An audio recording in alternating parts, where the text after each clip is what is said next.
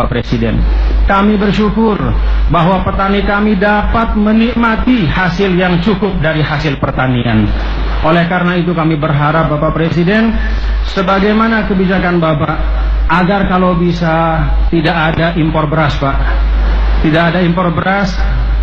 NTB menghasilkan sekitar 1,3 juta ton beras, dan 700.000 dikonsumsi di dalam daerah, 600.000 menjadi movement nasional diserap oleh Bulog dan juga perdagangan antar pulau. Problemnya Bapak Presiden, ini saya sampaikan karena merupakan amanah dari masyarakat, bahwa Bulog sampai sekarang belum mampu menyerap secara maksimal hasil pertanian di Nusa Tenggara Barat. Demikian pula hasil pertanian jagung kami Bapak Presiden. Pertanian jagung di NTB untuk tahun 2015 pertumbuhannya tertinggi di Indonesia Bapak Presiden. Dari 760.000 menjadi 1.010.000 ton. Ada kenaikan sekitar 26%. Alhamdulillah, dari produksi itu sekitar 150.000 dapat kami ekspor langsung melalui pelabuhan yang ada di Pulau Sumbawa. Oleh karena itulah, ketika akhir-akhir ini kami mendengar bahwa ada rencana Bulog membeli jagung impor dari luar negeri dengan harga Rp3.000 per kilogram, kami berpikir kalau saja 3.000 itu oleh Bulog digunakan untuk membeli hasil jagung petani kami pada saat panen raya dulu, maka insya Allah petani di Nusa Tenggara Barat akan jauh lebih sejahtera. Bapak Presiden dulu pada saat Festival Tambora menyampaikan komitmen bahwa Bulog akan menyerap dengan harga 2.500, kurang lebih Rp100. Saya sampaikan di sini di depan Bapak Presiden bahwa apa yang merupakan instruksi Bapak Presiden itu sayangnya belum dapat dilaksanakan oleh Bulog di Nusa Tenggara Barat. Ini terpaksa saya sampaikan Bapak Presiden karena memang masyarakat kami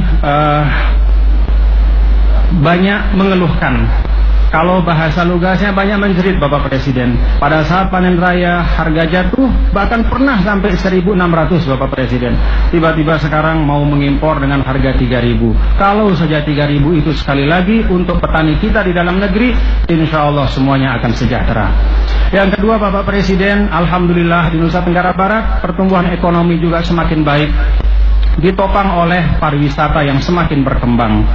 Apabila Mandalika ini berkembang dengan baik dan 12 dari 15 destinasi yang sedang dikembangkan juga berkembang dengan baik dengan support Bapak Presiden, saya dan kami semua warga Nusa Tenggara Barat siap Bapak Presiden untuk berkontribusi berapapun target yang diberikan oleh Bapak Menteri Pariwisata untuk Nusa Tenggara Barat. Tahun 2016 kami ditargetkan naik 50% oleh Pak Arief, dari 2 juta atau 1 juta wisatawan mancanegara menjadi 1,5 juta.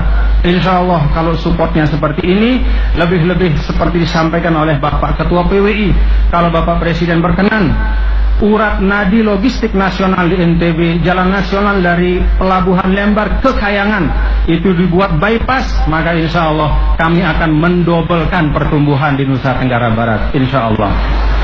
Bapak Presiden, selain pariwisata dan komoditas yang bagus harganya, alhamdulillah pertumbuhan ekonomi NTB juga ditopang dengan UMKM yang terus berkembang Bapak Presiden. Alhamdulillah, sebagai ilustrasi Bapak Presiden, KUR yang ditargetkan untuk NTB 1 triliun untuk 2016 ini Bapak Presiden, baru 1 bulan Januari tingkat penyerapannya sudah 20%. Kalau itu tetap berjalan seperti bulan Januari, maka bulan kelima target itu sudah tercapai. Kami mohon bisa ditambah targetnya Bapak Presiden. Wirausahawan, anak-anak muda NTB sedang giat-giatnya berusaha, dan pariwisata membuka lapangan kerja yang luar biasa untuk masyarakat kami. Demikian pula yang tidak dapat diabaikan adalah bahwa alhamdulillah di Provinsi Nusa Tenggara Barat implementasi dari dana desa juga cukup baik Bapak Presiden, dan itu juga mempengaruhi perekonomian di tingkat desa, dan dengan demikian juga gini rasio di perdesaan kami juga menurun. Seluruh faktor-faktor ini tentu dengan dukungan Bapak Presiden dan ikhtiar seluruh masyarakat Nusa Tenggara Barat dan juga dengan ridho Allah Subhanahu wa taala, semoga dapat kami jaga dan terus kembangkan pada masa-masa yang akan datang. Bapak Presiden yang kami muliakan, hadirin dan hadirat sekalian yang berbahagia, sedikit saya ingin menyampaikan sebelum saya mengakhiri sambutan. Tadi Bapak Ketua Umum PWI telah menyampaikan banyak hal tentang pers. Saya ini seorang yang mengkonsumsi pers, Bapak Presiden, sebagaimana banyak dari kita semua. Tentu harapan kita semua adalah bahwa pers nasional adalah pers yang terus-menerus menyuarakan kebenaran, menyuarakan fakta dengan sebaik-baiknya. Saya tidak punya banyak ilustrasi tentang pers, Bapak Presiden.